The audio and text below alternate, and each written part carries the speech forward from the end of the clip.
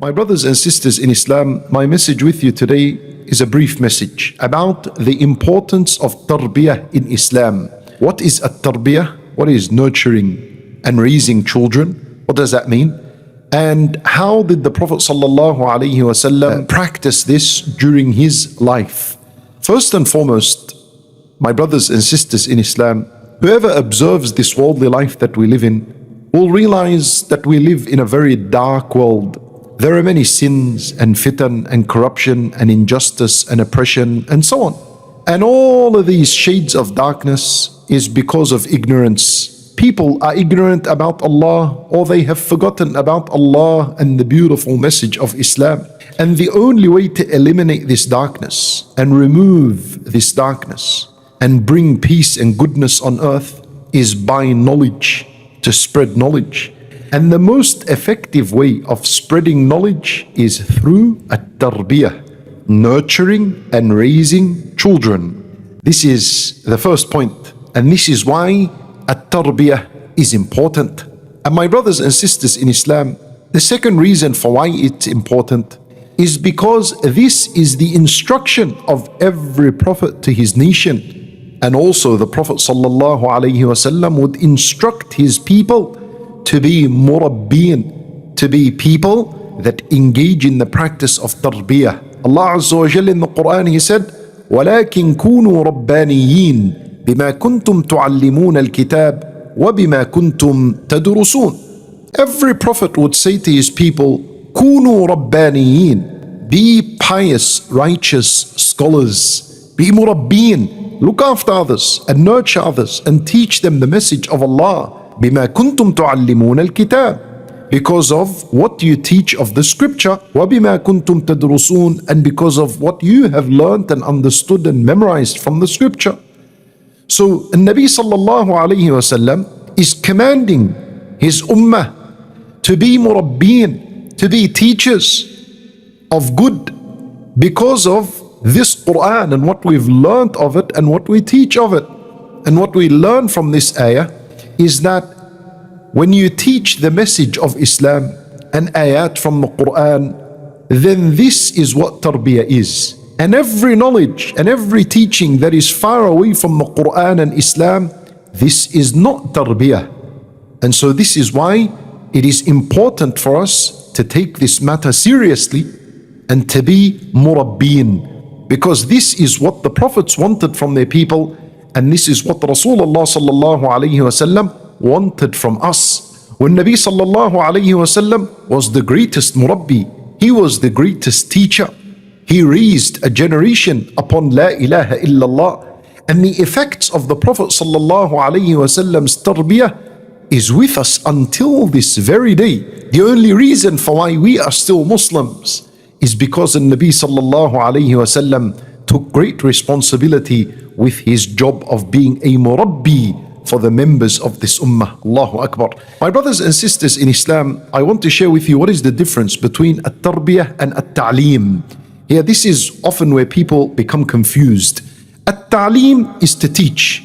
Simply you take information and you teach it to someone and you move away from him. Perhaps you'll see him again, perhaps you'll never see him again. That's what ta'aleem is. But tarbiyah is different. Tarbiyah is more than teaching and educating. Tarbiyah is to teach and to educate and to provide and to support and to give advice and to guide and to comfort these children, to comfort them, to guide them, to give them advice, to correct them when they make a mistake. Tarbiyah is a very long process. The word tarbiyah comes from the word rabba, and it also gives the word murabba. You know, jam in the Arabic language is called murabba. Jam, this is what jam is called in Arabic. It shares the same word as rabba, as tarbiyah. Why?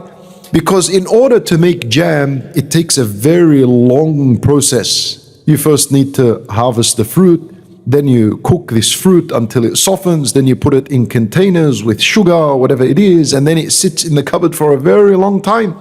Then it becomes jam that is good quality and good tasting. And so the murabbi, this is the job of a murabbi, It requires a lot of patience, a lot of hard work, a lot of dedication, and there's lots of responsibility involved. This is what a Murabbi is, right? And so if we looked into the life of the Prophet sallallahu alaihi wasallam, you'll find tons and tons of examples of how he was a Murabbi. So for example, Ibn Abbas radiallahu anhu says that the Nabi sallallahu alaihi wasallam once, he said to me, Ya ghulam, inni u'allimuka kalimat. Ibn Abbas radiallahu anhu, he is riding behind the Nabi sallallahu alayhi wasallam on a camel. See, this is what a Murabbi does. He accompanies these children wherever they are, and he takes opportunities during the day and the night to teach them. So Nabi sallallahu alayhi wasallam says to him, young boy, I want to teach you a few words. And he teaches him some words of goodness. And then Mu'adh radiallahu anhu, this is another instant. He says, Nabi sallallahu alayhi wasallam took by my hand one day, and he said to me, Inni uhibbuk, I love you.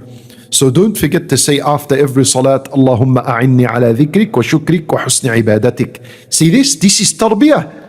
In another instance, the Nabi sallallahu alayhi wasallam with Ibn Mas'ud radiyallahu anhu, Ibn Mas'ud, he says that Rasulullah sallallahu alayhi wasallam taught me at-tashahhud, at-tahiyatu lillah, the one that we say at the end of the salat, wa kaffuhu bayna kaffi, and his hand is in between my hands. Yani Nabi sallallahu alayhi wasallam took by the hand of Ibn Mas'ud and he taught him. See these little touches and these little physical interactions. This is also part of a tarbiyah. Ibn Umar radiyallahu anhu, and Nabi sallallahu alayhi wasallam once, he would come to him, and as Ibn Umar said, أخذ بمنكبه, Nabi sallallahu alayhi wasallam held by his mankib, and he said to him, كن في الدنيا غريب أو عابر سبيل. Be in this worldly life as a stranger or a traveler. Allahu Akbar. Usama radiyallahu anhu, he also says that the Nabi sallallahu alayhi wasallam put me behind him on his camel. When Nabi sallallahu alayhi wasallam used to encourage the companions to pray at night, this is all part of a tarbiyah.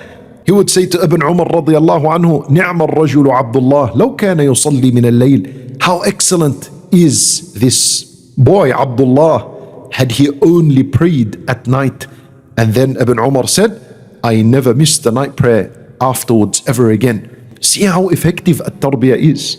Look, Ibn Umar now is praying all the nights just because of this word the Nabi sallallahu alayhi wasallam said. This is at-tarbiyah. Ibn Abbas radiyallahu anhu, he says, Nabi sallallahu alayhi wasallam, one day he hugged me and he said, Allahumma allimhu al-kitab. Oh Allah, teach him the book. These are practical methods in how you become a good Murabbi. And the greatest and the main quality of a Murabbi is kindness and care and compassion and softness. This is the greatest quality of the Murabbi. Just like the Nabi sallallahu alayhi wasallam was. Allah Azza wa Jal describes the Rasulullah sallallahu alayhi wasallam bil-mu'minina ra'ufur rahim. Towards the believers, he was compassionate, he was merciful. So this is the main quality. When Allah Azza wa Jal, or Nabi sallallahu alayhi wa sallam says, Inna Allah yuhibbu rifq. Allah Azza wa Jal, he loves kindness and compassion. وَيُعْطِي عَلَى الرِّفْقِ مَا لَا يُعْطِي عَلى الْعُنْفِ. And he will give better results when a person is compassionate, more than if a person was violent and rough and stubborn. So this is what at-tarbiyah is. It's a complete package. You're looking after these children during school times. If you're able to remain in contact with them outside school times, if you're able to provide them with advice, you're able to teach them something about their health, about their wealth, about their education, whatever it is in life. And Nabi sallallahu alayhi wasallam once, there was a young boy, his name is Umar ibn Abi Salama. He was eating from the plate everywhere.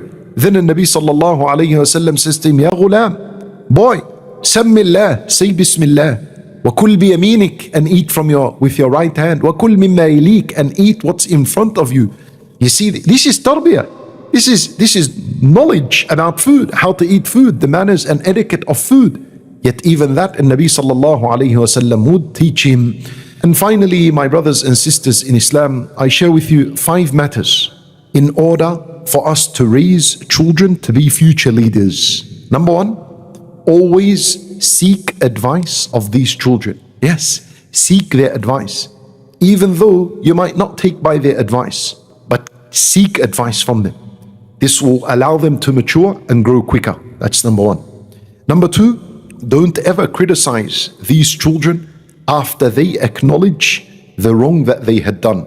Rather, praise them for acknowledging their wrong and then correct them afterwards.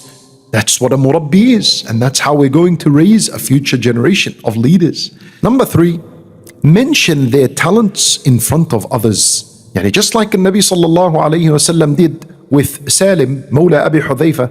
He has a beautiful voice in the Quran. So Nabi sallallahu alayhi wasallam would say in a gathering with the companions, Alhamdulillahi alladhi ja'ala fi ummati mithla hadha. He said, all praise belongs to Allah that He made this person from among my ummah. So Nabi sallallahu alayhi wasallam praised this young boy for the talent of having a beautiful voice in the Quran. So praise and mention the talents of these children in front of the other students. Number four, give the children responsibilities. That way they will mature, and bi'idhnillahi ta'ala they will learn what responsibility means. Doesn't matter if they do wrong, you correct them along the way and guide them. And number five, encourage the students to help others, because a great Murabbi is the one who helps others. Like Nabi sallallahu alayhi wasallam, he helped every single person in this ummah. Allahu Akbar.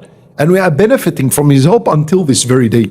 So encourage these children to help others. Wallahu a'lam. This is what I wanted to share with you. I ask Allah Azza wa Jal that He bless you all and that He accept all your efforts and multiply your efforts and your reward. And I ask Allah Azza wa Jal that He protect you all and protect all these children.